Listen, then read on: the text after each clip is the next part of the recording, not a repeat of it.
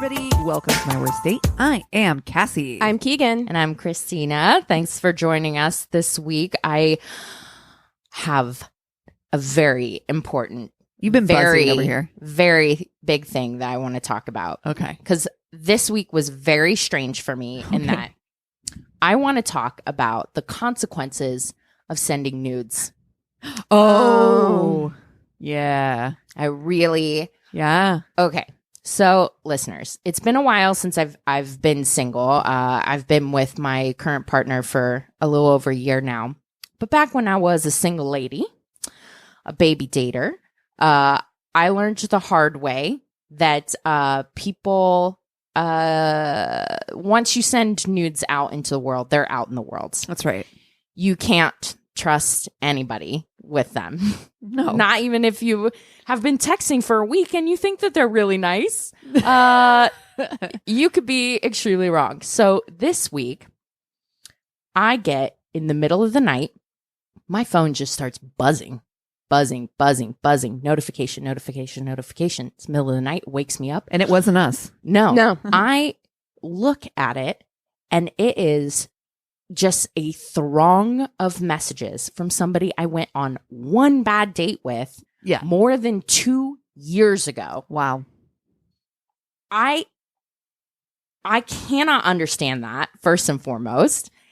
So I ignore them. And you didn't even sleep with this dude. No. And I block the number.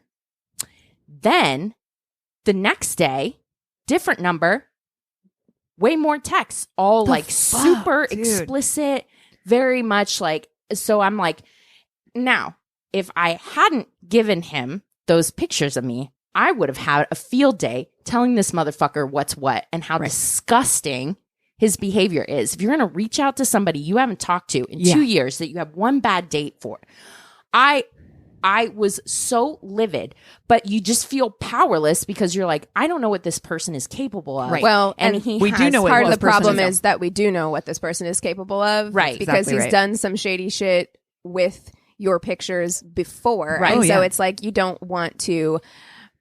Also, there's something really wrong with this person. Like, I really feel that way. So it's like, man, what do you do? Because you don't want to agitate a ticking time bomb. Right. You know, like.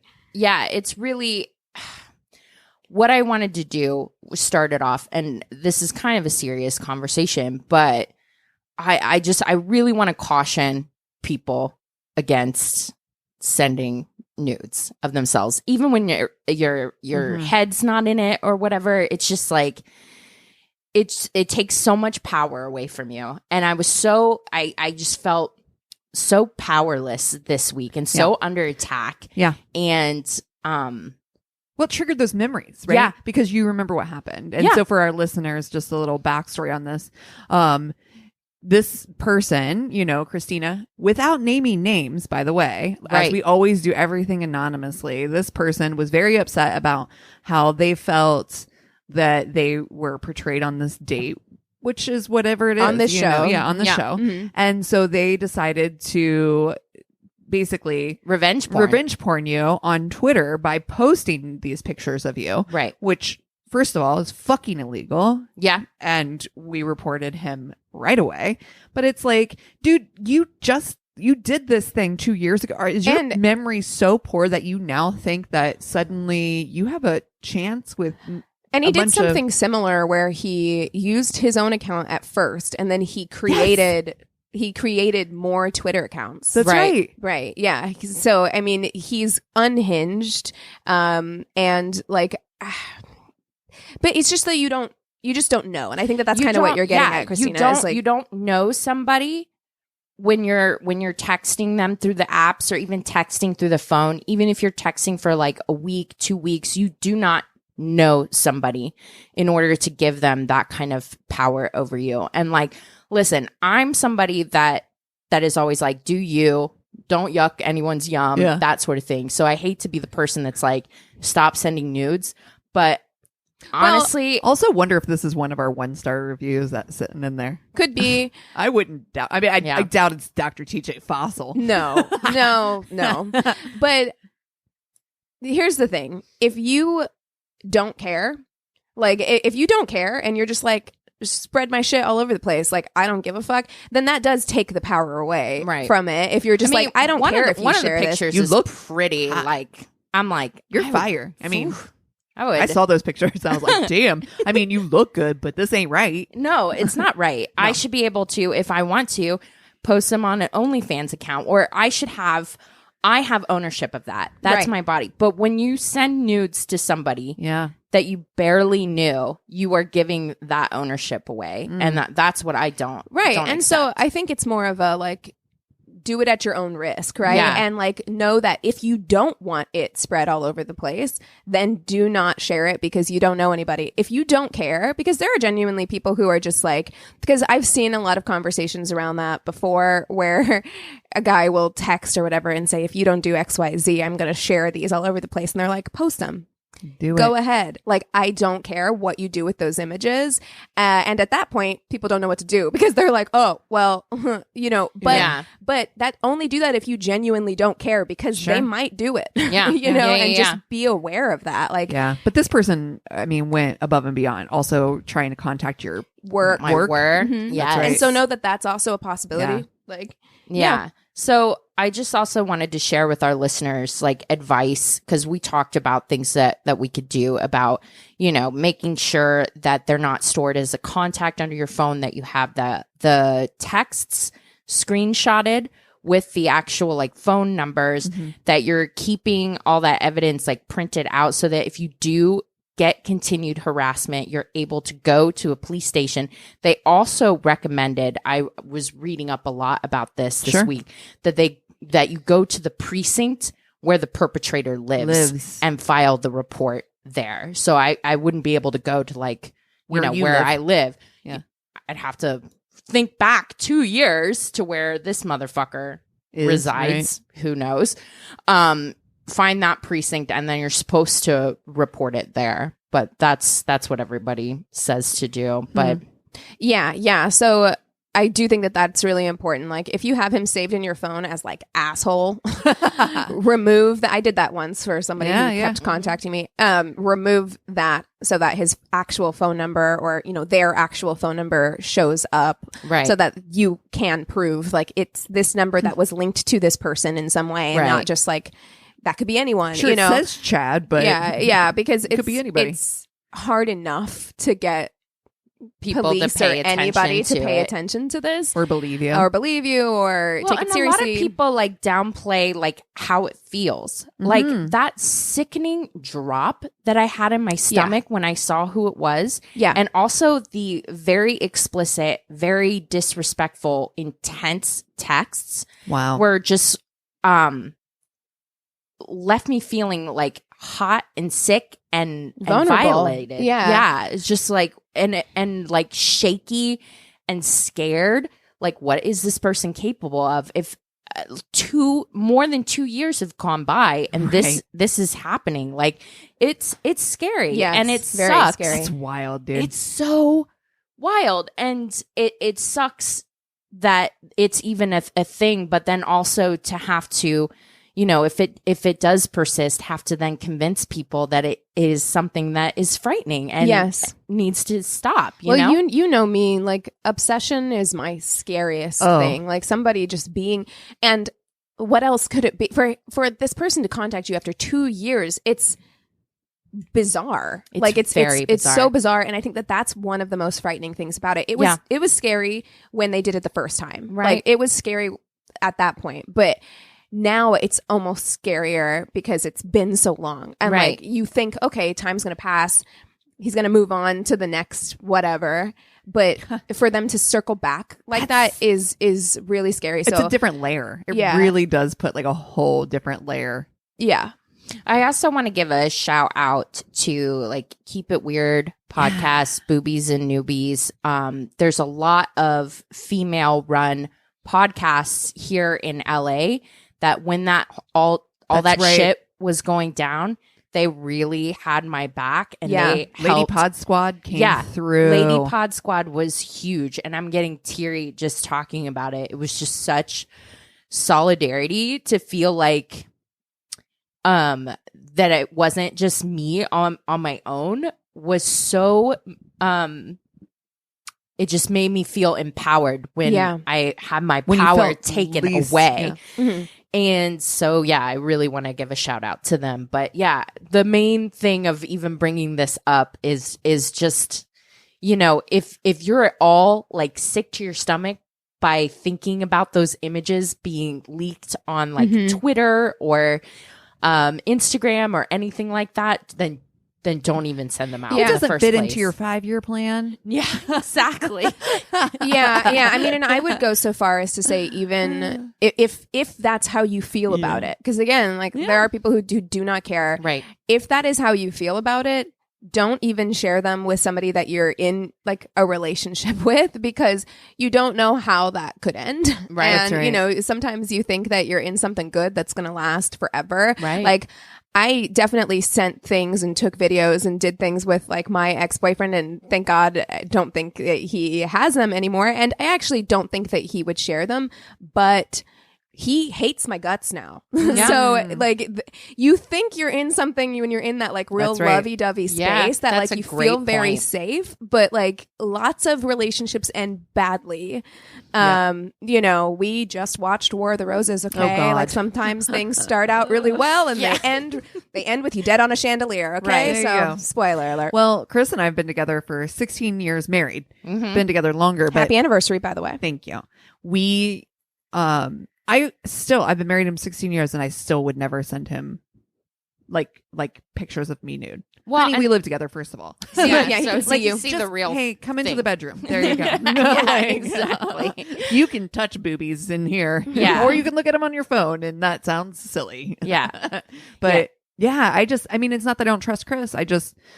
I honestly, let's really boil this down to the heart of it, which is that it would take me 5 million pictures to get the one that I thought was good enough to send anyway. So, girl, you know, by that time, when I was doing that or whatever, same Angles, like lighting, very much like setting the stage.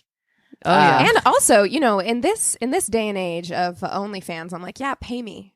Oh, Also, like that. if I'm going to show you my tits, like, pay me a little something. How about that? Yeah, exactly. Here's my Venmo. Yeah. Here's my Cash App. There you go. Thanks. Well, transactional.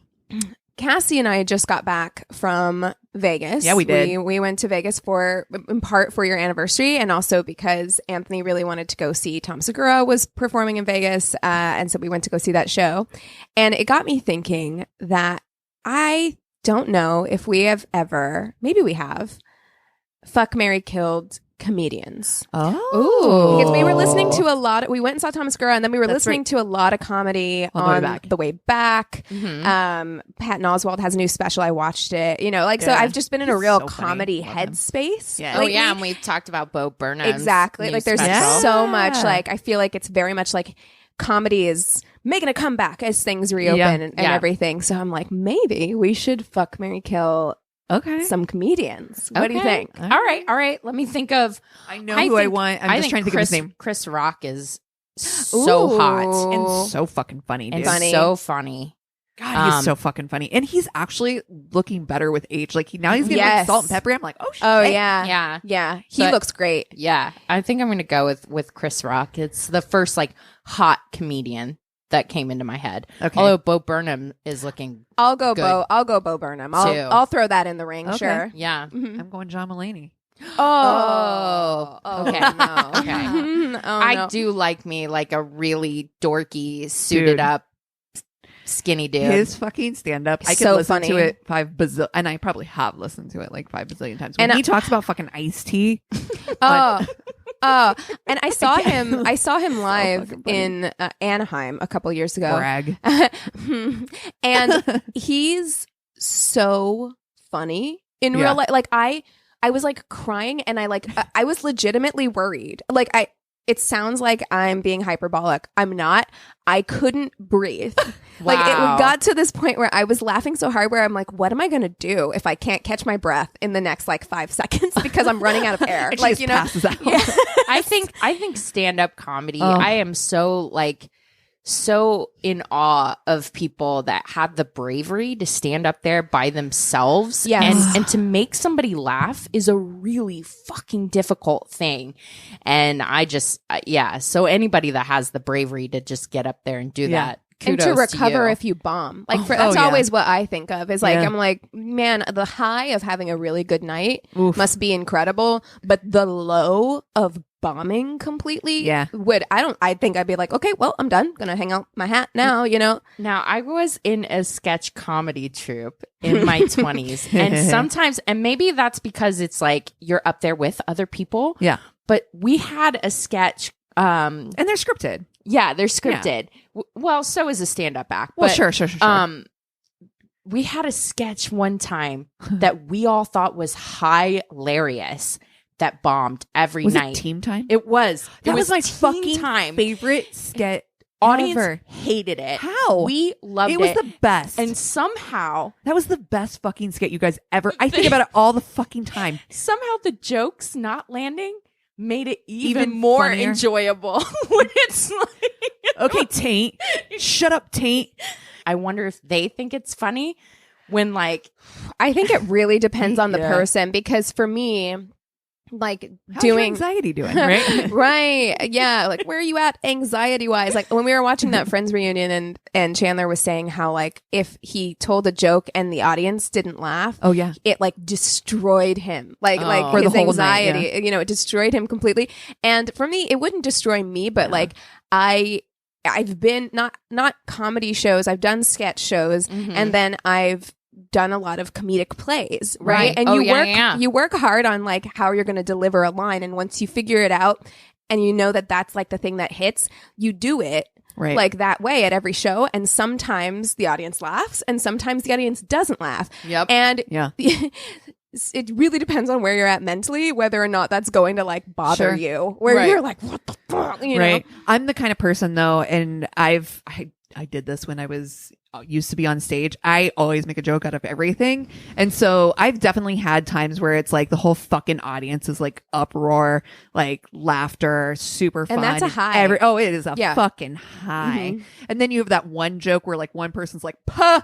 And I'm like, Mom, are you here? Just you, huh? God, you know, like to me, I make fun of the fact if nobody gets my joke. You know what I'm saying? Like, or if only one person does that, you know, and everybody else is just silent. You know, can do that with like stand up and stuff, but you can't do that if it's like a scripted thing. You just have to move on, and you're like, but also, if you are doing stand up or you're doing sketch shows or you're on stage in some way doing some form of comedy, know that it might not be you, because again, when you're doing a scripted show, you're doing the same thing every night, and the reaction from the audience varies wildly. So it really does depend on like how much alcohol they're getting beforehand. how much alcohol they're getting. It depends on the vibe, because sometimes the energy is weird and people don't feel comfortable laughing. Like, so it might not be you. I just want to say, no, it's so true. Don't beat yourself up too much. No, you're totally right. I've had people walk out of shows before, and it's like, it's not you. That's it's them. hard. That's hard. Yeah. And you're like, oh no, the babysitter has to leave. She has an emergency. They can't tell you, but you're just like, it's because we suck, isn't it? All right. So we're doing Bo Burnham, Chris Rock, and John Mulaney. Okay. Good luck. I am going to I'm going to marry Chris Rock. Yep. Seems like a great father. Love it. Super, you know, got that green. Secured that bag. Yes, he has. And he's fucking funny. He's really funny. In a relatable way. He's laid back and stuff now. I could feel like I could talk to him. He's so intelligent. Yeah. I mean, all three of these guys are really, really smart. But yeah, I'm going to marry Chris Rock. Yep. This is hard. It's hard.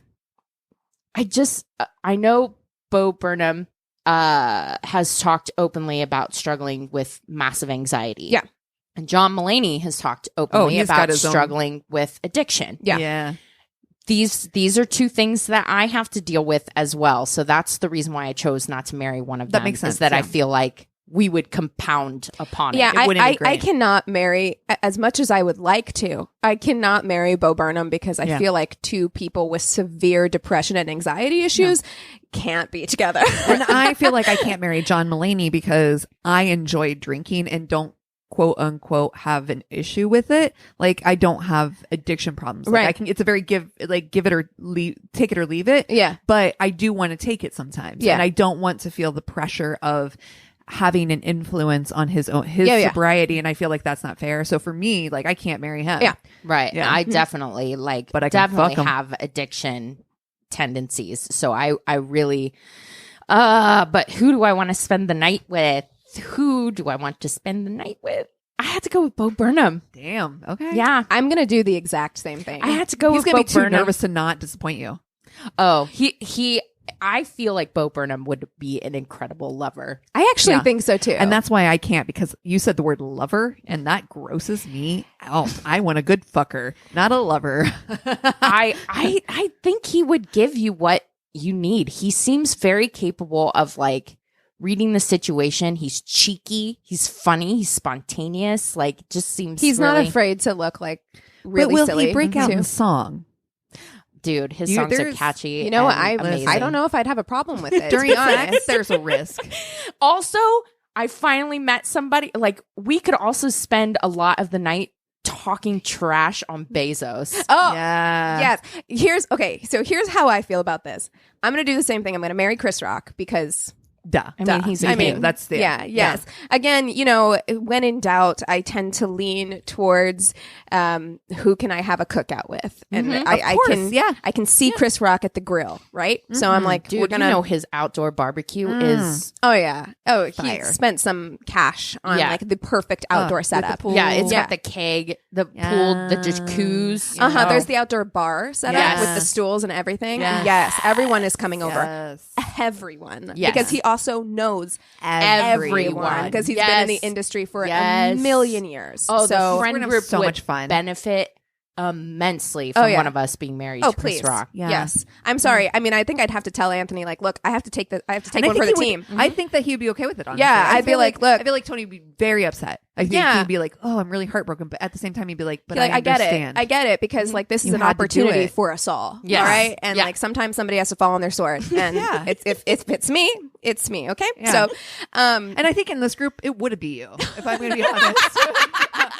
I mean, I think if Chris Rock was like, "Fuck, marry, kill, my worst date," he's going to marry Keegan as well. did I ever tell you? Yes, we should start reaching out to the fuck Americans and be like, you know what? Reciprocity. You know? We're fair game too. So Did I tell you about this? Is taking a detour before I go into talking about Bo Burnham. But did I ever tell you and or the podcast about how like I could have shot my shot with Shaq? No. Well, okay, wait. I think that it's important that people understand that Keegan is 5'4". if that. It's really, You're I'm like we're 5'3 3/4. There you go. Like, Yeah.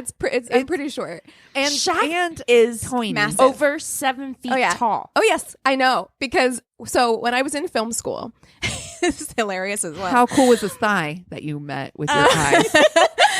So when I was in film school, I was shooting something on the Universal backlot, and Shaq at this time had decided that he wanted to go to school to learn how. He wanted to take the director course to learn how to be a Amazing. director. Amazing. I support Right? that 100. So he was on the lot at the same time as me. So we were on like adjoining lots or whatever.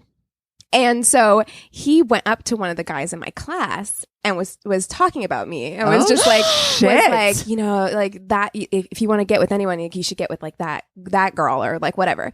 And so whatever.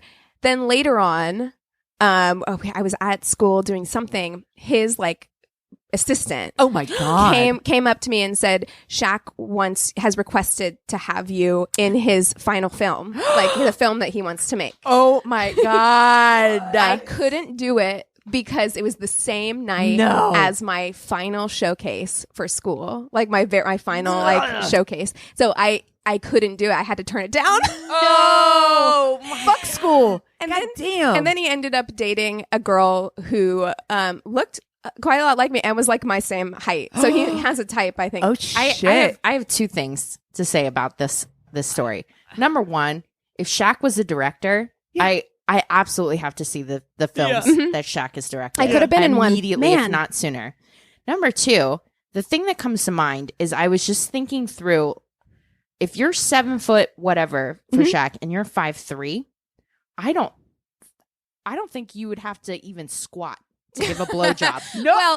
Well, at the time as well, though, I'm fairly certain that you were eye level with peen. I mean, it might have been a little like leaning down because at the time my boyfriend was 6'7". Like I was dating a guy who was really tall at the time, so I can tell you from experience, it's not quite eye level. Although Shaq is a bit taller than that, right? Yeah. He is like another like 3 or 4 inches on that. Yeah, he is massive in real life. Yeah. Like when you're like he's fucking huge, dude.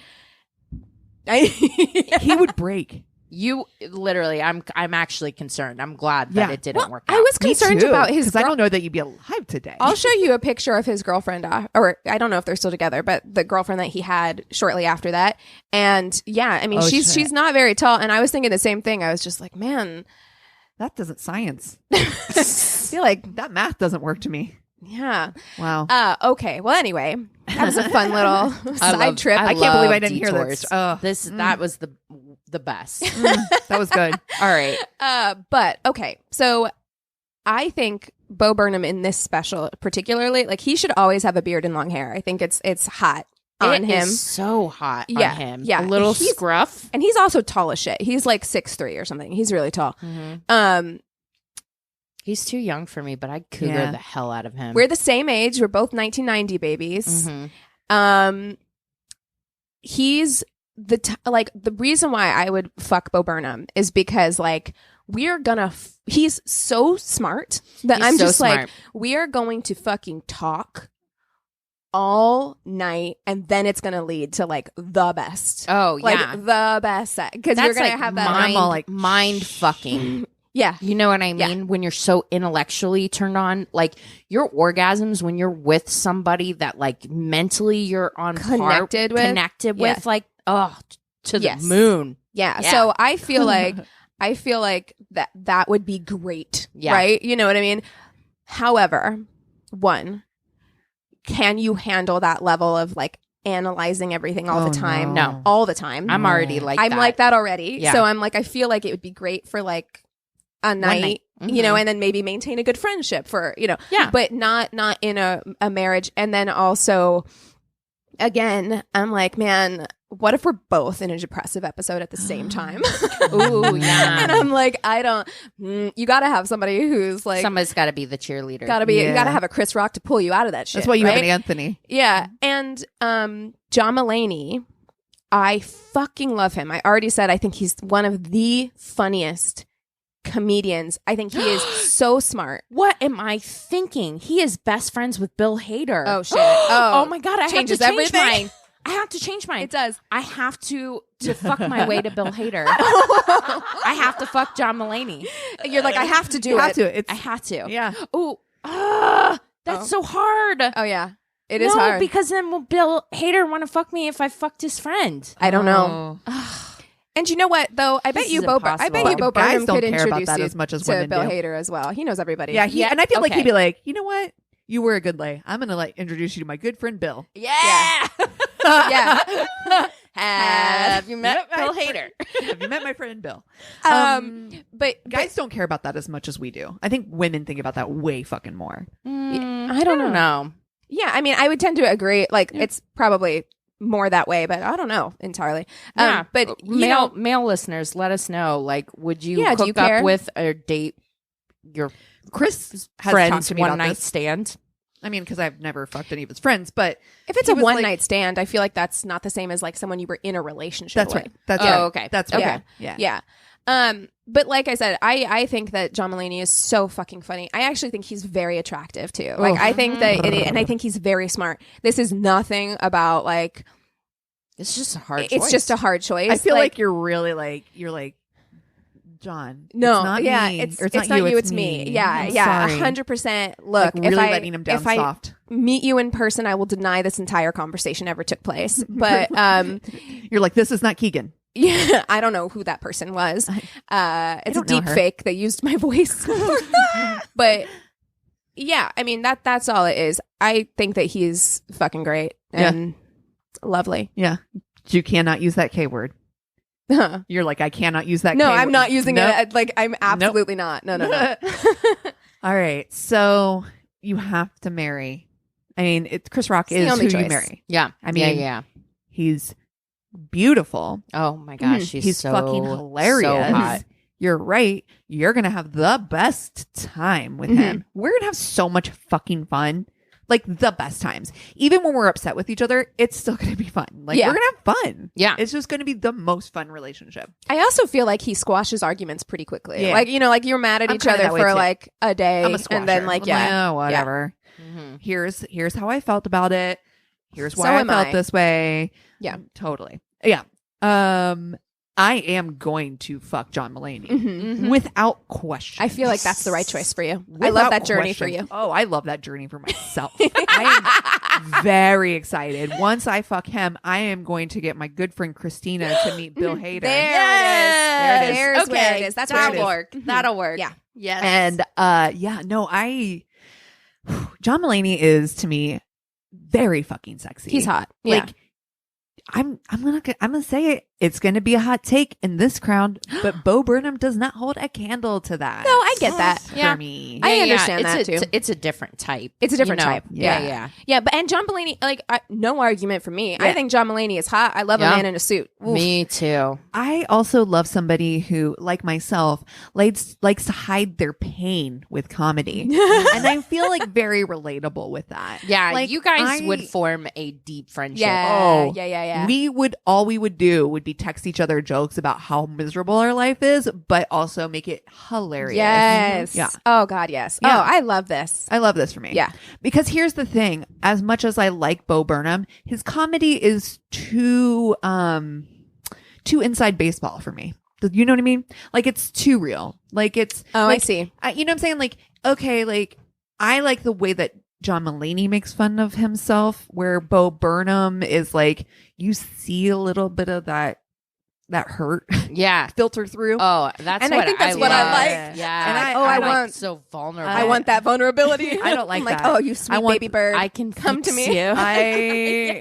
I want that big, strong wall of like comedy, like comedy wall that Push just it you down, just push push it down. deep down and never bring it up again. That's the kind of thing that I like. Oh wow. Yeah, Wow. because you're gonna fuck that out.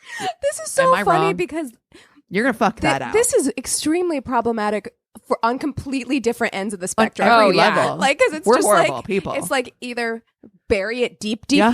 down, and then it'll all manifest in some weird way later. Yeah. Or the like, I can fix you vulnerability. Yeah. Like it's Oof. neither is a good No, option. that's why we're not marrying I'm him. proud okay? of us for not not marrying marrying. them. Yeah. Yeah. I got to. Real growth. It only took Yeah. like 3 years, We've guys. got real growth, guys. Good I like job. this. Good job. Oh, You guys take 5, come back with stories? let's do that. Yeah. And we're back. All right. I'm going to kick us off with a story that I got on Reddit.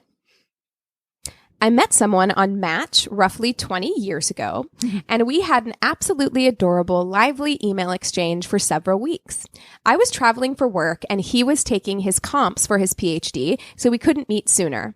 After dozens of emails that I looked forward to immensely. God, I fucking... Oh my God. Yeah. That is some like Jane Austen shit though. Yeah. Because that's modern day letters. My dearest Caroline. Yes. Yeah. Yeah. And we don't do that anymore. Now it's all like No. short form text Yeah. and things like that. But like, imagine, you've got mail. Checking your email. Mhm. Okay.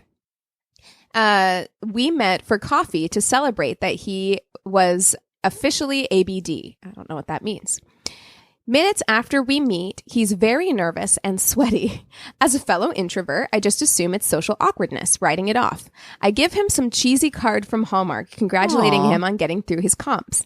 At this point, his behavior gets increasingly more jumpy, like the card upset him. Oh no. Oh no. He talked in truncated sentences and seemed to be looking around a lot. Oh. All I thought was, something is really wrong. when this witty, bright guy is struggling to keep up conversationally. He's even sweatier. He stops making eye contact. About 15 to 20 minutes after first saying hello, he says accusingly, "Is this a joke?" I have no idea what he's talking about, and he storms off. I sit there confused for a few minutes, slink back to my car, driving home, wondering what the hell just happened. It was crushing. Shortly thereafter, I receive a absolutely vile email from him about why he doesn't appreciate being fucked with and why he thinks I'm a horrible person. What the fuck? What? I didn't even reply because I'm so confused/hurt by what's happened. A few days later, I receive a multiple paragraph apology. He thought I was a colluder and part of an elaborate prank/deception by a fellow student in his department. They had been pulling increasingly complex and cruel pranks on each other. Oh no. Oh, no. The guy was like so paranoid. No. He claimed that he found me too attractive to be the person he had been emailing. So he became paranoid and jumped to the conclusion that it was a prank. It wasn't. Oh no! I want them to have like been together. I don't think they did. Angel. Oh No. You are too fucking pretty. Yeah. What is this, some kind of Fuck fucking you. joke? Where's Fuck Ashton you. Kutcher? Where's he at? Yeah. Where's the camera? Where got me? You guys got me. Oh my god. Well, mine is also from Reddit. I'm sorry. I just imagine him going to his friend and being like, "You fucking jerk. You fucking And asshole." the He's like, dude's- I really didn't. It wasn't me. I don't know what you're talking about." He's like, just the realization on his face of like the slowly blood must have realizing drained from his face. what he did. Yeah. This lovely woman brought you a Hallmark card and everything. And like, Hallmark ain't cheap, yo. No, and they've been like writing emails to each Yeah. other months. for months. Oh my gosh. Well, if it was a prank, that would have been like the most elaborate. Long game. Yeah, real long game. Also, I want to point out, that's why I don't like pranks. I don't fucking like pranks. Same. Okay? I think they're cruel.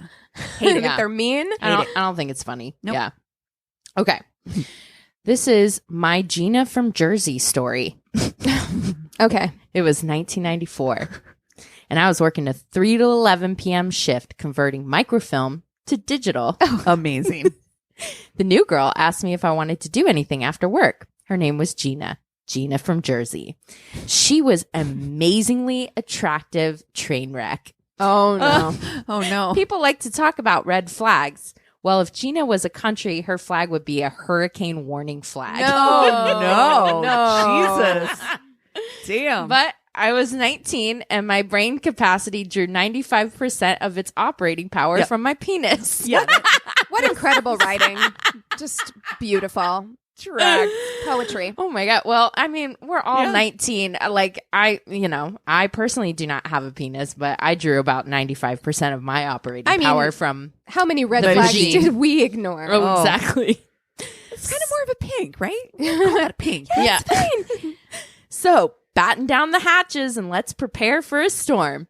Oh, no. In Florida, there's no real last call, and bars and clubs regularly stay open until 4 or 5 a.m. Nice. This is truth. I have definitely had sobering moments at like 7:30 a.m. still doing cocaine in Florida. Everyone's Yeah, sweaty that too. is- Like oh, I feel like cocaine in Florida is a bad idea. Just when the everyone's sun's sweaty. up. Yeah, that's not a Problematic. good moment. Yeah, it's not a great moment. You're like, God damn, I'm still fucking high. Yeah. Oh, gross. So going out after work, even on a weekday, was pretty easy. Gina wanted to drive, but first she needed to go on a drug run. Wait, what? Well, This tall tracks. that tracks. Yeah. So we stopped by a quote unquote friend's house who quickly accused me of being a cop. At the time, I was 19, skinny, 6'1", super long hair, and looked like if the band Nelson decided to go grunge. Oh. Amazing. After we picked up some coke and weed, we hit I-95 and start heading south, doing just short of 110 in her shitty, beat-up RX-7. Oh. The attention to detail in this story. Oh, Just, man. mwah. Unfortunately, there was an accident and traffic was at a standstill at midnight. Well, Gina had no plans on slowing down. So while she was getting her bowl ready, she swerves into the emergency lane. Oh, no. Which made me think of when you guys texted me while you were in Vegas and you were like, what do you call that lane on the side of the highway? And Eric says shoulder. It's a shoulder. And then berm. Yeah. Cassie, you say berm. I had emergency lane. That's never in my 31 years of life ever heard it called. I'd never heard the word berm before. I was like, what are you talking about? Listen, I spell color with a U. We looked up the etymology of it and everything. We were like, where did it come from? Well, we were also in traffic. Yeah. Stuck in stopped traffic on the way back from Vegas. Well, you should have done what Gina did. Hit the berm. A lot of people did. That's why we were talking about it. We're now doing 110 in the emergency lane. Oh, no. While she's smoking weed. No. We have Coke in the car, and I look way too pretty to go to jail. Somehow we survive Gina's highway of death and arrive at a pool hall. And we're having fun for like a solid 15 minutes. Oh, no. That's not long enough. Until Gina starts doing the Coke she bought earlier in the night. Gina's now pissed. Oh, no. And she's pissed at the young lady on the other side of the pool hall. For why? Why? I have no goddamn idea other than what was told to me, which was that skanky ass bitch needs her saggy tits ripped off. Oh, damn. Oh my God. Cocaine. That's done a too first much date when that's... quote that stays with you, especially when it's screamed. Do some people get like rageful on Coke? I guess so. Maybe, yeah. If you've done Coke for a long time and like regular use, I've seen Coke rages. Real bad. Damn. I don't like that. Gina was about 5'10" and looked like a model. A strung out model, but hey, that was the look at the time. That's a lot of models. It's true. Yeah. 90s. So she apparently punched like someone way above her weight class because that quote unquote skanky ass bitch took a beating. Chaos ensues. Oh, shit. The fight is broken up and we leave after it was recommended by the bartender that we were no longer welcome at his fine establishment. I would not want to be a bartender in Florida. No. That sounds awful. Yeah. We then drive back again at a high rate of speed, but not in the emergency lane. Just a lot of tailgating. Oh, no. I got home at about 3:30 in the morning. The following day at work, Gina was really chipper and gleefully commented that she had a lot of fun and we should totally do it again. So at that level and at that speed. Oh my God, we had so much fun last night. Let's do it again. Let's do it again. Let's do it again. But, Hear me out. I got ideas. He was led into that situation by his dick and then he didn't even get laid. Nope. Cool. Nope. Oh, Very cool. Just fear factor. Just pure fear. Dude, I guarantee you, like, have you bad drivers or really aggressive drivers are such a turnoff for me. Scary. I don't like that I at don't all. like it when they get like rage filled and start tailgating people I have driving anxiety anyway. I can't. Oh. No. Yeah, no. All right. So I got my story from Reddit. It says a girl space friend. So I don't know if this is like a MySpace friend that he met. Okay. It says girl/space/friend. So Interesting. I'm not sure what that means. Okay. From college, was traveling through town and decided to stay a couple nights on her way through. She was/is very attractive, but for some reason, I just didn't feel the sexual dynamic with her until we started drinking. Oh, well, yeah, that'll do it. That'll do it. Oh, yeah. I mean, then I figured, well, this should be fun, and we commenced naked times. I Please love don't naked. call I that. love it. Not if you're about to have sex. You can call it times. naked if you're going to be doing something else. But It makes me think of Arrested Development. It's like the fact that you call it pop pop tells me you're not ready. Totally not ready. I guess that's when I realized why I wasn't romantically into her, because it felt like she always wanted to be at least partly in charge. Like she felt like she felt that I would think less of her or something if she wasn't. And I guess that worked for our friendship, but was totally zapped my mojo once the clothes came off. And I just could not fucking get hard to save my life. Was it because she was too bossy in bed? Like some people, there is sexual compatibility. That's right. And it seems like in the friendship it worked, like her being kind of like in charge and let's do this and let's go have this thing. But then when in the bedroom, it kind of was like, for him, kind of felt like he felt backward about it. Yeah. And he just couldn't get hard, which, happens. It happens. This wonderful girl played with my floppy cock for about a half an hour. Look, we've all been there, we've too. all been there. Everyone's been there. You're like doing your best, just A-level game, and you're just, it's not happening. not gonna happen. You know, putting us, I feel like we haven't discussed enough about like, putting a soft dick inside? in your anywhere. mouth. Yeah. Yeah. Oh, yeah. Also, Definitely. I want to say this because I totally freaking forgot about this earlier. I went to lunch with my grandparents. Oh, God. Wait. Sorry. Now? Wait. Now's the time? No, because it made me, when I stopped to say that, where I was like, we've all put a floppy dick in our mouth, right? No. Where I sit down with my grandparents. Oh, no. And my step grandma, the first thing she says to me is, I've been listening to your podcast. Oh, no. And I couldn't stop myself. The first thing out of my mouth was, oh, no. You're like, don't do it. Hi, Oh, no. It seems like she enjoys it, but I'm like, oh, no. Oh, my God. Anyway. Okay. Back to the floppy penis. This wonderful girl played with my floppy cock for about half an hour before throwing out the worst possible suggestion. Let's try some role play. Oh, my God. No. So she walks outside the God room. bless her. She's trying so hard. She walks outside my room and comes back in character as a farmer's daughter, asking for some milk. And I'm not into it because I've spent half an hour just trying to get hard and wondering why I can't. And she's saying stuff like, I know that someday these will make milk. Oh, I am fucking dead. Oh, my God.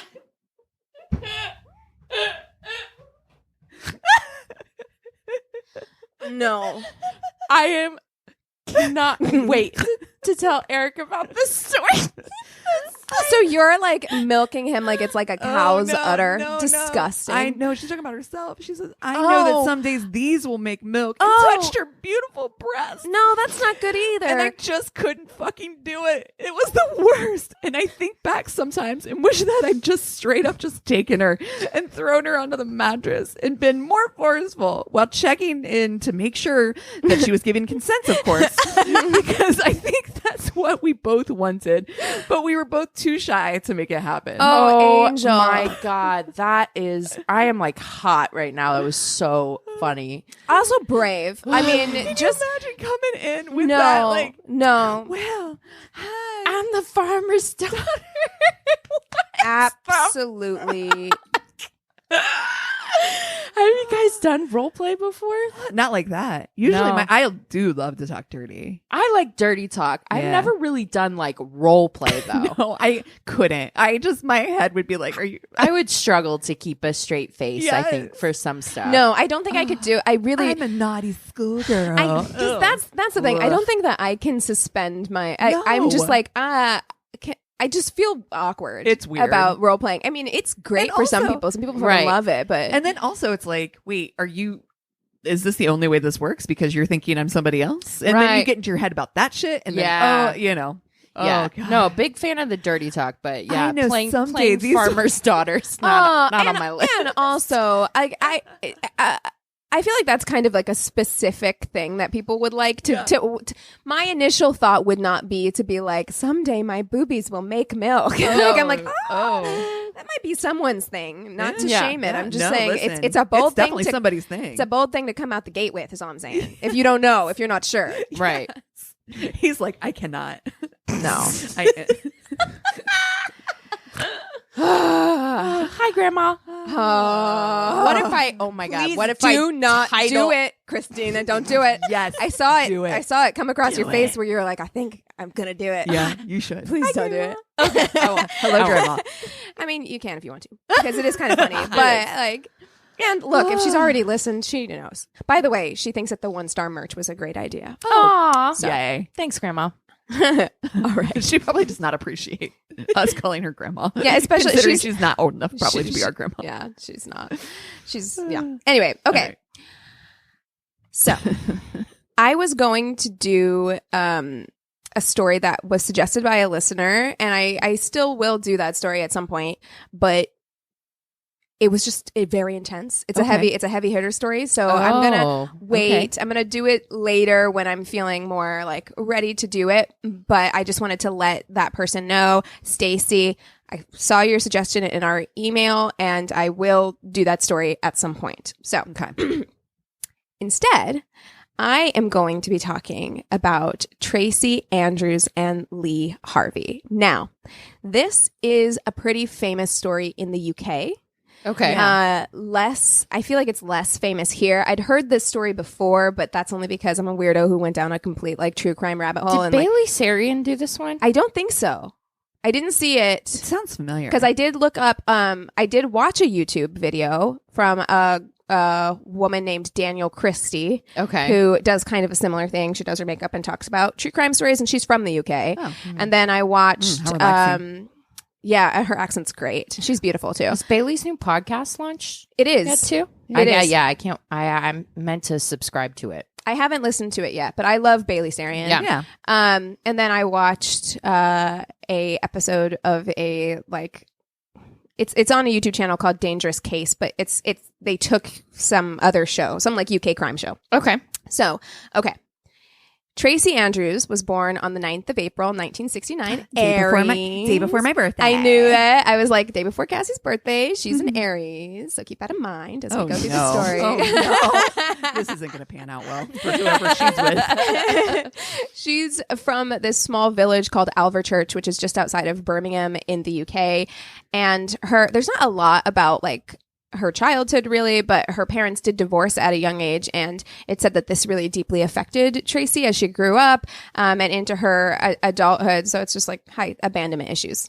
Yeah. Okay. Get therapy. After school, she went on to become a hairdresser, and then I know Cassie's like, oh no.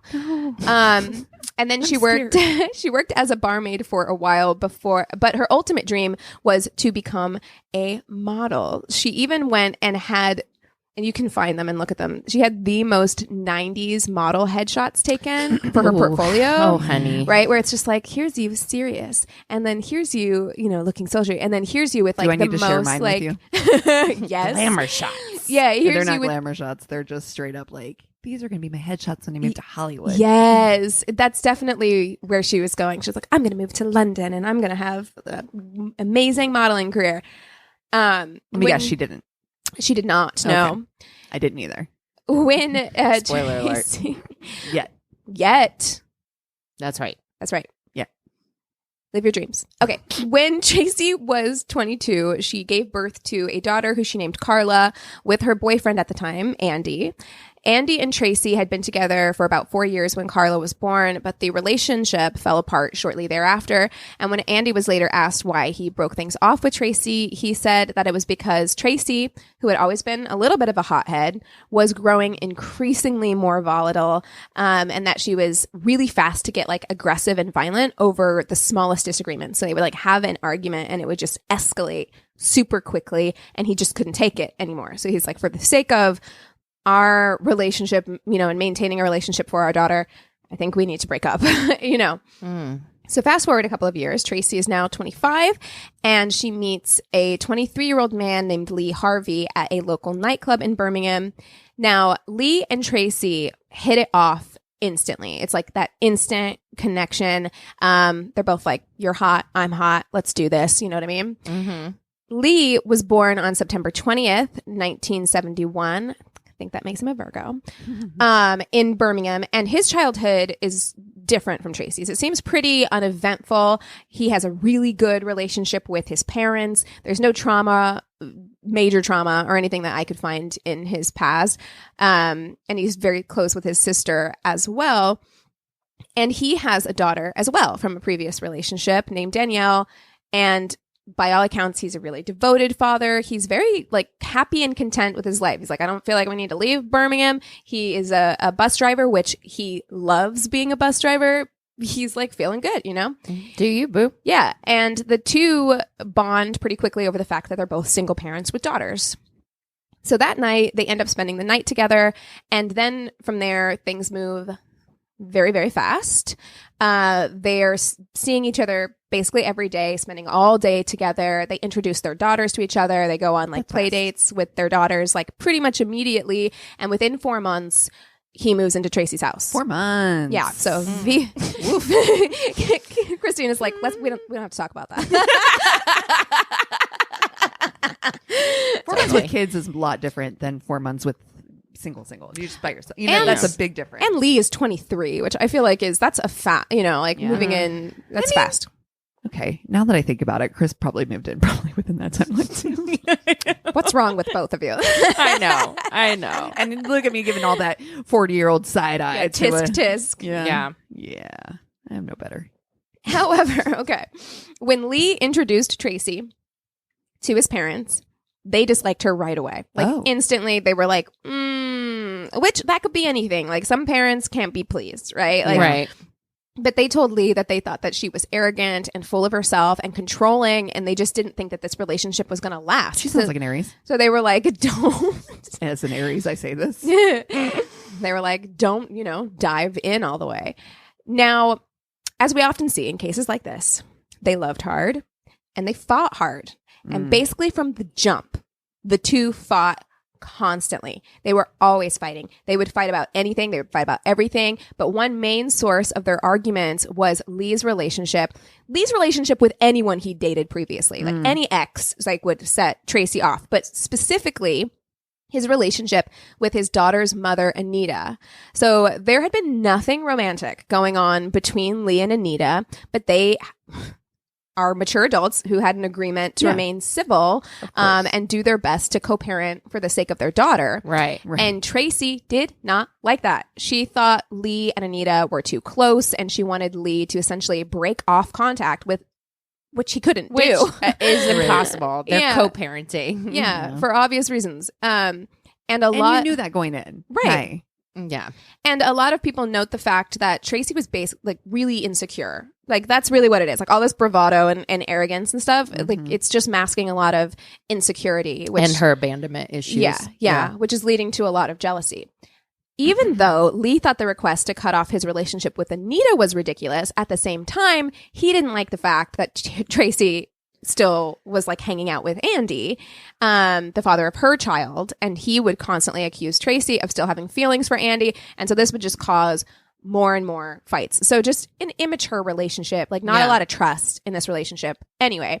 And while many of the fights that the couple would get into had to do with their relationships and exes, they also fought about the fact that Lee's family did not like Tracie. It caused a lot of tension in their relationship because they were kind of giving Tracie the cold shoulder. They were just waiting for the relationship to burn itself out, basically, which doesn't feel good. Yeah, also, but you can still be nice to somebody during that, you know. Yeah. I mean, I don't know how they reacted to this. I don't know if they were outwardly mean or if they were just kind of like cold, you know? Yeah.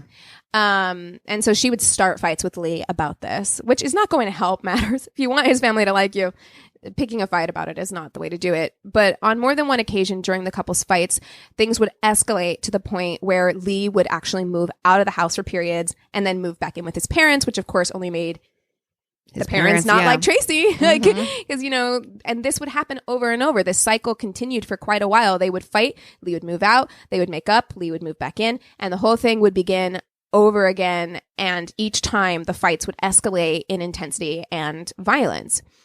So during one fight, for instance, Tracie put all of Lee's possessions into trash bags and threw them out of a second-story window. There was another time... Their neighbors were like, God yeah, damn. Honestly, it's that situation of those neighbors who wrote that letter in the apartment complex were like, just break up already. Yeah. Please, for the sake of everyone. Like, there was another time when things between the couple weren't great, but they weren't terrible either, kind of neutral. And Tracie tells Lee, like, hey... I need a little time to myself. I'm going to go out dancing with my girlfriends. I just need my space. I don't want you there. Okay. Like, cool. Right. Mm-hmm. So she goes out, and who turns up at the nightclub but Lee. And listen, I don't know how big Birmingham is. Maybe there are only a few nightclubs. Maybe he showed up at the same nightclub on accident. Did you say Birmingham? Birmingham? Yeah, it's pretty big. It's a decent sized city. Yeah. Okay. Well, in that case, I don't know. But, oh wait, where was I? Okay, seems like he was targeting a specific location. It would seem that way. Yeah. I mean, I just didn't want to jump to assumptions, sure. Maybe they frequent the same handful of places and he just showed up somewhere. But either way, when Tracie sees him there, she loses her shit. She starts screaming. We're in public. We're in a nightclub. She is screaming at him. All I can think about is how fucking awkward it is for all of the friends who are just like, meanwhile, I'm like, like twerking over and I'm like, what's going on? Yeah. But she gets so mad. I'm going to go ahead and trigger warning this. But you know what? I had to hear it, so you do too. She gets so mad that she starts slapping Lee. Oh. She's punching Lee. Oh. Then she bites him so hard that one of Lee's friends, describe it as looking like someone had taken a bite out of an apple. Oh my God. Sorry for that visual. What in the Mike Tyson nonsense is happening? In public, that's too. Like, it makes you think about like what's going on in private. Oh, yeah. If that's the kind of like violence. Yeah. And let me also say that this all happened within like 6 months of meeting, right? No. We're like 6 months in at this point. They've been living together for like 2 months, like literally chill. Oh. You know what I mean? My gosh. And it's around this time that Lee's family is like, look, you gotta leave her. If not for you, then for the sake of your daughter, right? They're like, this is not healthy. But instead of, he's like, oh yeah, okay. I hear you. But you know what I'm going to do? Propose. Not do that. I'm going to propose. So he's like, you know what? I think proposing is going to fix all of our problems. Oh, you know what, honey? She's just anxious because I haven't given her a ring. Haven't put a ring on it. Right. He's like, this will make her. I heard that Beyonce song. Yeah. If you like it, you better put a ring on it. That's right. Except for like, this is like 1994. But yeah. But he thinks that, and guys, we have to stop doing this. He thinks that getting married or proposing, being engaged will make her more stable and make the relationship more stable. It's not how it goes. It's not how that works. However, Tracie loves attention and she was stoked as fuck to be engaged, right? She immediately starts planning the most elaborate way to announce their engagement. She's like, finally, spotlight all on me, right? Center of attention. And so she's like, Lee, you have a family barbecue coming up. The whole family will be there. It's perfect. We'll announce it there. So, oh no, like that's not going to go the way that you think it's going to go, honey. They freaking hate you. Yeah, this isn't going to be. Yeah. So they get to the barbecue. They're a little late. I like to imagine it was for dramatic effect, right? Yes. Yeah. Fashionably late. She came in all white. So Tracie is all jazzed the fuck up, right? They're prepping to make the big announcement. When Lee's sister gets everyone's attention, ding, ding, ding, gets up on a table and announces that she's engaged. Oh, shit. Imagine. Oh, imagine. Shit. Imagine. Oh, so shit. Tracie goes ballistic, right? Like she goes ballistic. You can't take attention from somebody like this. No. How dare you? So she starts yelling. She's going off on the whole fucking family at this point. No. She's saying that everybody plotted this, that they planned to take away from her shine, right? Behind her back, et cetera, which no one knew they were engaged. No. So like, how would they have done that? Oh no. But she doesn't care, right? She's furious. I feel this insecurity deep down. Yes. I feel triggered. We're gonna put a trigger warning for Aries at the beginning of the story. Go back in and edit it in. So, she's absolutely furious, and then she becomes more furious. And I didn't quite understand this part, but Lee's sister, and this is sometime later, it's not the same night as the barbecue, I don't think, but Lee's sister suggests having Tracie's daughter Carla in the wedding. I don't know why, like, without having Tracie in the wedding, it's kind of weird to be like, your daughter should be in the wedding, but maybe she was trying to include her. Maybe they had a good relationship with the daughter. I don't know. But Tracie does not like this, right? Oh. It pushes her over the edge, and she's like, actually, Carla won't be coming to your wedding. I won't be coming to your wedding. And you know what? Lee won't be coming to your wedding either. Oh, no. Right? And Lee is like, actually, excuse, like, that's my sister. Right. Yeah. But Tracie is like, yeah, you're forbidden from going to this wedding. And if you do, this relationship is over. Bye-bye. Well, you would think. So even though Lee is super close with his sister, he, for whatever fucking reason, agrees to these terms, which like, could you fucking imagine? Would you ever? No, well, I mean, could you imagine? It's got to be like abuse. Like your brain is rewired to the point where like you're tolerating shit that is unacceptable, like completely unacceptable. I will say this is not an Aries trait of mine. So he never do that. He follows through with it. He does not go to the wedding. Now at this point, as you can imagine, Lee's family is done with Tracie, and things are starting to become a little strained between Lee and his family at this point, because they're like, you didn't come to your sister's wedding, like why are you sticking with her, like siding with her, you know, instead of siding with your family who loves you, right? But he's sticking with Tracie despite the fact that their arguments are as bad as ever. Like, it's not like they stopped fighting during this period. They're becoming actually increasingly violent towards each other, and both of them are getting physical with the other, and the police start getting called to the house, and Tracie keeps up with the biting for some insane reason. It's like that was a theme, that she would bite him during arguments, which So a short while after the wedding drama, things between Lee and Tracie seem to improve a bit when Tracie gets pregnant. And the two agree that they need to try and work things out in a civil manner for the sake of the baby. And for a short time, things seem to be going well. They're like, look, we need to get our shit together. We can't just keep fucking fighting like this. Me moving out, like all of these things. We're going to have a baby. Like, I mean, you already had 2 kids that you had around pretty regular, but okay. Yeah, I love that. About 2 months into the pregnancy, Lee gets a frantic call from Tracie. She's hysterical and, you know, sobbing. And she's like, I've fallen down the stairs. I've lost the baby. Right. Oh, so everyone rallies around Tracie at this time, including Lee's family. Like, Lee's family is like, look, bigger fish to fry. Let's set our shit aside and like just take care of Lee and Tracie through this difficult time. Right. Mm-hmm. So that lasted for a while. But then they were back at it again, fighting, breaking up, making up, etc. And during one particularly bad fight, Tracie admits to Lee that she wasn't pregnant at all, was she? She was pregnant, but she did not have a miscarriage. She actually had gotten an abortion without telling him and made up that lie to cover it up. Now, I believe in bodily autonomy. Yeah. However, in this situation, you do not tell. It's all the lying. It's a lie for attention. It's the attention. Yeah. So Lee is I don't know if I even believe that.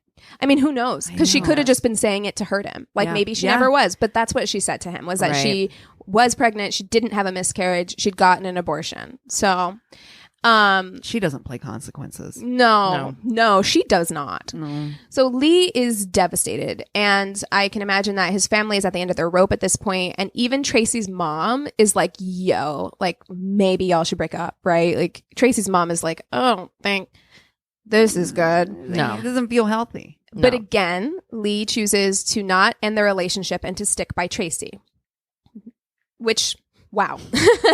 After that, like, wow. On November 30th, 1996, it's a pretty normal day.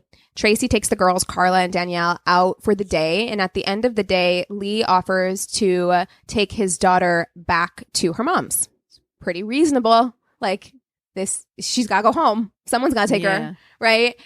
But Tracie, being Tracie, goes off on Lee, accusing him of only wanting to take his daughter home to her mom because he wanted to spend time with his ex. And he must be having an affair with her, obviously. It's the obvious conclusion that any rational person would make. Oh my goodness. These poor girls, my brain let me just hurts, say, dude. These daughters, like, the mental gymnastics here. Imagine this being just like, Danielle's telling Carla, like, well, Tracie's going off on my dad again because I need to go home. Like, what a fucking weird fucking thing. These poor children. Oh. So this results in one of the bigger arguments they've had, which is saying a lot, given the number of arguments they've had. But by the time evening rolls around, they're like, you know what? I don't want to fight. I'm sick of fighting. Let's just get past this. Let's cool down. Let's go to the pub and have a few drinks. So It's not a good. No, That's, you know That's what? gasoline on a fire. You know what will solve this? Alcohol. mm-hmm. So they do. Oof. They go. They have a few drinks. It seems pretty uneventful, though the couple does seem to be a little snippy with each other. But, you know, the people at this pub have seen them go off. So they're like, this is nothing. Like, they're kind of being a little, like, cold and short or whatever, but it doesn't seem that bad. But they go to leave around 9:45 or so. And they go home along their usual route of windy back country roads. And Tracie's house is only about a 10-minute drive from the pub, so it shouldn't take them long to get home. But after an hour, around 10:45, a couple who live in a home kind of along one of those back roads, they hear a woman just screaming outside. So they go to check it out. And there they find Tracie on the ground holding Lee, and the two are covered in blood. And Tracie is bruised, her face is a little cut up, and she's screaming and crying. She's a hysterical wreck. Like, she's a total wreck.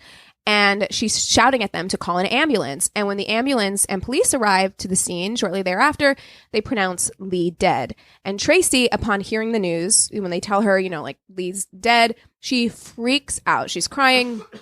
She's shaking, and everybody is like, yeah, this tracks. This looks like a person who has just lost their fiance, right? Mm-hmm. Lee had suffered 42 stab wounds. Oh. The majority were to his neck, back, and chest, with the fatal wound being a neck wound that had severed an artery. Not only were these knife wounds, they were clearly done by what would appear to be a very small blade, which seemed unusual, right? Yeah. Because of the cuts and bruises that Tracie had received, she was taken to the hospital and examined, but her wounds were largely superficial. She had to have a few stitches on her face, but mostly, like, nothing too wild. Side note, there are lots of pictures of her during this time. I don't mean to laugh, because she is all bruised up. Like, you know, there's tons of pictures you can find of her at this time, but I just gotta say, don't trust anybody with eyebrows this thin. Her eyebrows look like, I mean, it's plucked like to death. It's like if you, they're her eyebrows, because I can see eyebrow hairs, but it looks like that 1930s just shaving them off and using a pencil. Yeah. To give just you the that line. Just the line. That's how thin they are. And I'm like, woof. You know what I mean? Okay. Anyway. We won't be watching her tutorials. Yeah, that's a vibe. Oh. Okay. We'll get. Oh no! Put a pin in that for now. Oh no! I don't want to. So while at the hospital, Tracie is continuing to freak out, and the hospital staff is trying to be as gentle as possible with her. You know, they're like, she just went through something really traumatic, but they do note that her behavior is just like a little odd at this time. She's like manic and all over the place, but people respond to trauma differently. And so they're kind of like, it's probably fine. But one thing that they did know was that they thought it was odd that she kept like interrupting them. They would be like speaking to her about something, and she would interrupt them because she'd have to go use the restroom. And she did this a number of times, like more than would be normal. But again, trauma, I don't know, maybe it triggered your like bladder or something. We don't know, but it was weird enough that they took note of that, you know. Once Tracie is released from the hospital, police call her into the station, and they just want to get an idea of like what the hell happened. So when she gets there, she tells police that when they were driving home, they noticed that a car was following them down the road. It was, they were trying to lose it, but the car would speed up. If they took a turn, the car would take a turn. It was just looking for trouble. Like, those are the words she used. Like, it was just looking for trouble. So the car is getting more and more obnoxious. It's honking its horn. It's flashing its lights. And Tracie says that Lee is getting agitated. He's getting like more and more pissed off. And he decides, you know what? I'm going to pull this car over and I'm going to confront that driver. So the car that was following them also pulls over, and both Lee and the driver of the car get out, and they're going at it. They're yelling, they're arguing, but eventually it dies down. Lee goes to get back into his car, but when he does, the passenger of the car that had been following them gets out and just starts attacking Lee. And Tracie says that she got out of the car to help, but the passenger called her a slut and punched her in the face, which is how she got the cuts and bruises on her face. By the time Tracie recovers from the punch, the passenger has gotten back in the car and they've taken off. And when she makes it over to Lee, she sees that he's been stabbed multiple times. So when police ask for a description of the man, Tracie says it was, quote, a fat man with staring eyes. Okay. Descriptive. V descriptive. She also describes the car as a dark colored Ford Sierra, and police took note of this because when they questioned her at the scene about the car, she said she could not remember any details at all, and she was being pretty specific, with the make and model of the car. But again, could be a trauma response. Like maybe her memory is coming back now. Yeah. So at this point, they've taken Tracie's clothes for evidence, and they're like, hey, what about all this blood on your clothes? And she's like, it must have happened when I was holding him. I don't know, And they're like, it looks a little splattery, blood splattery to me. Yeah. I literally wrote blood splattery. I was like, it looks a little blood splattery, meaning that it doesn't look like how it would. It was a spray if it had pooled, right? Yeah. Where if you like pull somebody into you, it's going to pool in an area, and that's not what it looked like. And you can see pictures of her sweater, and it looks like a Jackson Pollock situation. Oh, so sorry. Yeah. No. Sorry. At this point, they've taken Tracie's clothes. Oh, wait, I said that already. So the police are starting to get suspicious. And on top of that, Lee's family show up to talk to the police, and they're like, she did it. They're like, I'm telling you, she did it. Lee wouldn't pull over to confront a stranger. It's not like him at all. And Tracie has been very violent before. And so cops are like, cool. We're just going to dog ear that shit for now. Yeah. Put pin that. Yep. And the cops know something is off, but they decide, all right, we're going to go with Tracie's story for now. And so they decide to hold a press conference to try and find the driver and the passenger of this Ford Sierra. Mm-hmm. We're going to play along with your little game. Right. Mm-hmm. So they asked Tracie to do the press conference. They're like, we want you to get on. And at first, like, attention. Well, exactly. At first, she's like, no, thank you. And then they're like, it'll be on TV. And she's like, fuck it, I'm in. And you can watch this press conference. Oh, no. She is giving this conference and things are going along, and she's telling the story the way that she told it to the police. But then she takes a left turn. She looks directly into the camera and starts speaking directly to the driver of the car, saying stuff like, nobody blames you. It's not your fault. Just come forward. You won't get into any trouble, etc. And the police are like, excuse? They're like, that's not how this works. Yeah. They're like, first of all, yes, the driver would definitely be in trouble. Yeah. Like, he's an accessory to murder at this point. And secondly, like, what the fuck are you doing? Like, you're going completely off script. Like, what are you doing? Listen, wild card. Yeah. Her acting also not good. It's not good. And Lee's parents are there, and she's telling the driver, she's saying, you've ruined my life. You've ruined his parents' lives. And they pan over to the parents. And when they pan to the mom, her face is totally like, this bitch. Like, she giving her like Michelle Obama inauguration face. Oh yeah. Which is my favorite, this bitch face of all time. 100%. So she's also like, the reporters are kind of thrown because they're used to, in situations like this, having to kind of pull information from witnesses, and not Tracie. Tracie, it seems very confident. She seems very like in control. They're not having to prompt her to answer questions or anything, and she can't seem to stop talking, which is weird. Like, that's not how it usually goes. So she rambles on for a while, and when she's done, one of the journalists start to ask questions. He raises his hand and he's like, hey, so your timeline doesn't make any sense. Right? He's like, your timeline is wonky, right? And Tracie is saying that because she's saying that they were driving home when this attack happened. Home is only 10 minutes away. So what happened for an hour? For an hour. Like, what happened in that hour? Like, you're saying that the attack was a matter of minutes. So what's all this missing time, right?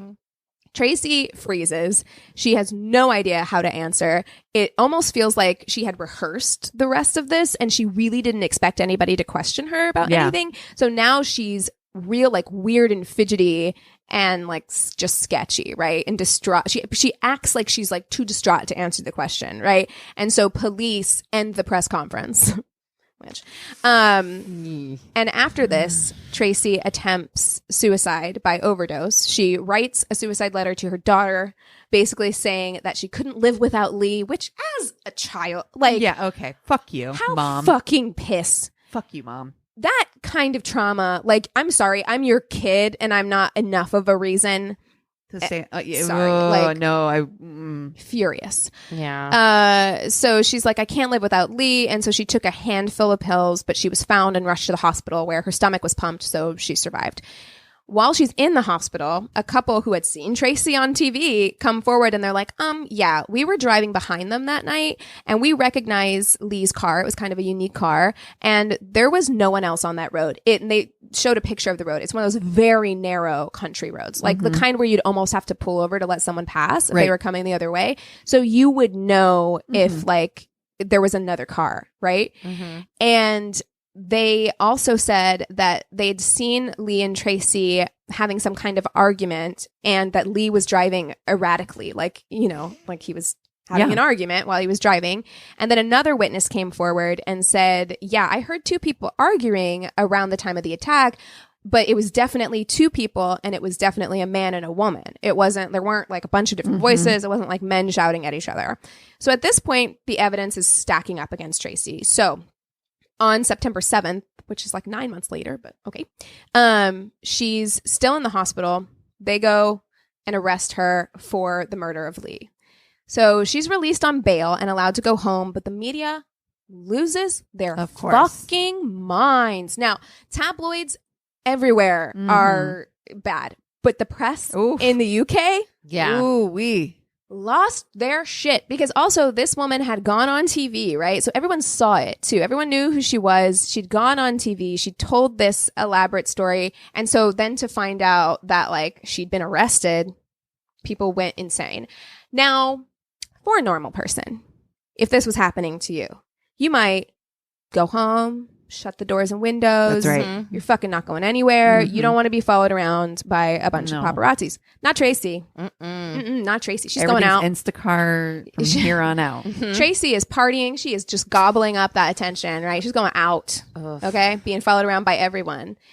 So the trial begins in July of 1997, and Tracie is still sticking to her original story. She pleads not guilty, and the prosecution begins to bring in character witnesses, which is not good for Tracie, because she is a very public rageaholic. Right? And so, you know, you've been fucking yelling and slapping and biting people in public for years. Yeah, it's going to come up. It's not a good look. It's going to come up. So they present what they think happened. So they think that they had that massive blow up early in the day. That fight carried over to the pub where witnesses reported they were being cold and snippy to each other. And then they chose to leave the pub early at 9:45, where the argument continued in the car and just got more and more heated. And at that point, Lee was like, you know what? I'm going to pull over so that we can actually like just fucking have it out. Right. So they get out of the car and she says like, I'm going to walk home. And he's like, you can't fucking walk home. Right. Like we're too far. Like just get back in the car, whatever. They're having this argument. And, that's what witnesses heard, was them having that kind of like argument. In a fit of rage, Tracie takes out a Swiss Army knife, which is consistent with the stab wounds, and begins to stab Lee. And Lee fights back, which is how Tracie got her facial injuries. But one of the first injuries that he sustains incapacitates him so much that Tracie is able to overpower him. Which, stabbing someone to death with a Swiss Army knife. That's 42 times. 42 times, which is enough time to be like, maybe I should stop stabbing you. Yeah. You know, like when they examined the blood splatter on her shirt, they determined that the spray was consistent with somebody who was stabbing someone at close range. And I know that blood spatter is kind of a questionable science, but I have seen that top and it does look suspicious because I'm just like, I don't know how else this could have happened. Right. Right. So they also found blood inside of Tracie's boot. Her shoe, not car, because I know we're talking about a UK case. Oh, yeah. her boot. And that's where they think she stashed the Swiss Army knife because it fits, it's consistent with the size and shape of a Swiss Army knife. So she put it in her boot. Yeah. And remember that Tracie kept getting up to go pee at the hospital. Detectives believe that Tracie was looking for a way to dispose of the knife in one of the hospital's hazard waste bins, or maybe she kept going to the bathroom because she was trying to flush it down and making sure that it was staying down, right? She disposed of the weapon at the hospital is what they're assuming. They also found a clump of 80 strands of Tracie's hair in Lee's hand. Oh, yeah, that should, yeah. Which is a lot. That's a lot of fucking hair. Right? I don't think that just happens on accident. No. You have to pull, yeah. It's a lot. Yeah. So even for my shetty, yeah. Me too. It does not take long for the jury to convict Tracie, and she receives a life sentence, though this is the UK, so it's different than here. So the judge gives her a minimum sentence of 14 years. She has to serve 14. I don't know their rules, but Tracie tries to appeal her conviction because she said that there's no way that she got a fair trial because of all the media attention that she was seeking out. Right, yeah. But when that fails, she changes her story. She admits to the murder. She says, yes, I killed Lee, but she says that she was acting in self-defense, that Lee was abusing her in that moment. And that's offensive. And that's why she stabbed him, right? Well, he fell into her knife 42 times. Right. Fuck you. And the thing is, like, they had a really volatile relationship. However, again, like the number of stab wounds. I'm sorry. And the fact that some of them were in his back. Okay. Which means that those were probably the first wounds. Yeah. You know what I mean? Yeah, it's just kind of unbelievable. So she continued to make headlines while in prison, most notably for getting cosmetic surgery to fix her protruding jaw, courtesy of the taxpayers provided by the NHS. Wait, in what? Prison. What? Yes. What? You can get plastic surgery in prison? Now, my guess is she found somebody to say that there was some kind of medical reason that she needed it, and that's probably why, but it was, come on, it was cosmetic. Like, wow. Yeah. Oh my God. She also had a lot of supporters on the outside because these people always fucking do. And so people were sending her donations, like from fans and stuff. And so she was buying, she was a shopaholic behind bars. Wait, what's for what? Like beauty products. But can she have them? Yeah, I guess so. Oh. Beauty products. And this is what made me laugh. But what you were saying earlier, she did become kind of like the jailhouse prison beauty guru, where she would give advice to the other prisoners about makeup and skincare and hair. What in the orange is new black? Exactly what I thought. Is going on Exactly. here. So Tracie was released from prison at the age of 42 in July of 2011. Wow. Hopefully with a truckload of anger management therapy under her belt. She doubt it. was given a new identity and she dyed her hair dark. But again, any normal person is like, here's your second chance at life. You're given a new identity. You're dyeing your hair because she was blonde before. But if we know Tracie, is that she won't stay away from the limelight for long. She's like, let me get that interview money. I haven't seen if she's done any interviews, but there, I mean, if you look for them, there's tons of pictures of her now, like just out. So the cameras continue to follow her around. She did get married. And on her bachelorette party, or hen-do, as they call it, she was photographed dressed in a skimpy police officer costume. It was a costume party for her hen-do, which is classy. Who's friends with her? I don't know. No. I don't fucking know. But also those images, and this was a detail that I learned when I was watching that Danielle, I said her name earlier, but that YouTube video that she was talking about how when those pictures were released of her at her bachelorette party, they were released on Father's Day. Ooh, Like a cover of tabloids.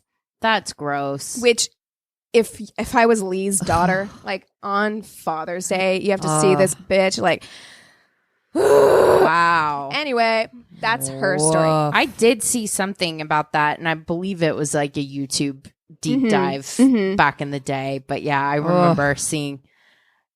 You can't forget those eyebrows. Oh, the eyebrows, and like, she's a whatever. But there's also a famous photo of her looking fucked up. Because also, if we know anything about the tabloids, they're gonna find the most like wild looking picture of you, and that's the one that's famous of her, which I wonder if that just eats her up inside, that like she's famous and that's the picture that everyone uses and spreads around. It's just like her looking manic. Like Gosh. She's like, I can't. wow, good one. Good one. Thanks. Oof. Well, what are we watching this week? Little palate cleanser. Anything? Well, Sorry. Go ahead. Oh no, I just was gonna say that I finally saw. I went to the theater for the first time. Congrats. Very exciting. Thank you very much. And I went and saw In the Heights in theaters. Nice. Yeah. What'd you think? Oh, I loved it. First of all, it's like my show. I have like an In the Heights tattoo. It was huge at the time that it came out, especially for theater people. Yeah. Well, not just for Sure. for theater people, but specifically for theater people of color. It was massive because it was just like we hadn't had that ever. That was. I mean, that was something that was just like for people of color specifically. And then Hamilton did it again, of course. But like it was a big deal, and so that show means a lot to me. And I was able to see it for theater people. Do change some things. They changed some plot lines and stuff like that. But it wasn't bad enough that it like actively took me out of it or really bothered me or anything like that. And the choreography is mind-blowing. Wow. They have an entire choreographed scene in a pool. It's fucking wild. Like it's so intense and very, very cool. I will say, and I told you guys this, people do not know how to act in public anymore. Just keep that in mind. People had their shoes off. People were fucking... No. Did I not tell you this? No. Christina. Okay. So we're sitting there. And there's a space. There's this empty seat next to me. And there's an empty seat on the other side of Anthony. And then on the other side of that empty seat by me, it's a couple.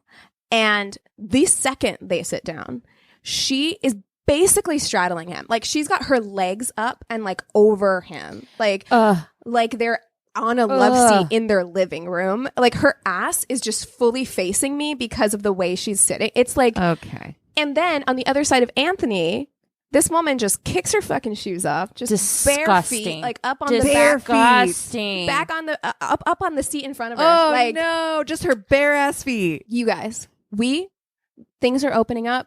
It's a beautiful thing. You are not at home anymore. No. I know we spent a year inside, but it's time to reacclimate if you're going to be out in the wild, okay? Oh, dude, it's a thing.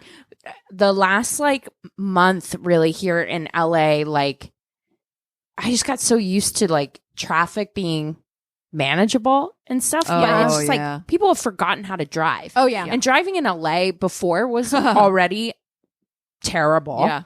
But it is legitimately like people are just so like have the blinders on. It's like they're like in their own universe. And I'm like, no, other people are out here. Are here too. You are in outside now. This is not your house, dude. You Yeah, it was. Act like I mean, this. Luckily, people mostly stopped talking when the movie was on. But that was another thing. I was just like, we're just gonna be out here talking full volume all the way through the previews. Really? Oh no, like, no. like, what's I'm sorry, previews happening? Yes, this is why I don't like going to the movies. But the movie was beautiful, and if you have wanted to see it, if you like the show, I would recommend seeing it. If it's still in theaters. Yeah. Thanks. I watched the new Black Widow movie. Yeah, kind of ambivalent about it. Yeah. It's not your thing though. It's not my thing though either. I enjoy the Avengers movies and stuff. Like I mean, like it's been going on a while. I don't love all of them. I don't. But for me, I just felt like this is the first female superhero that was introduced in the Marvel world. Well, besides Marvel Girl.